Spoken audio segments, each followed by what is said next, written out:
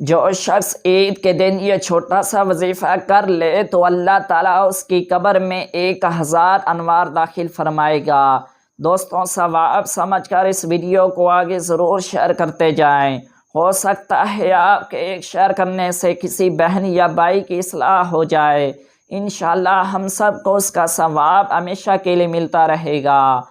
جو شخص عید کے دن 300 مرتبہ سبحان اللہ و بحمدہ پڑھے اور فوت شدہ مسلمانوں کی ارواح کو اس کا ایصال ثواب کرے تو ہر مسلمان کی قبر میں 1000 انوار داخل ہوتے ہیں، اور جب وہ پڑھنے والا خود مرے گا تو اللہ تعالیٰ اس کی قبر میں بھی 1000 انوار داخل فرماتے ہیں۔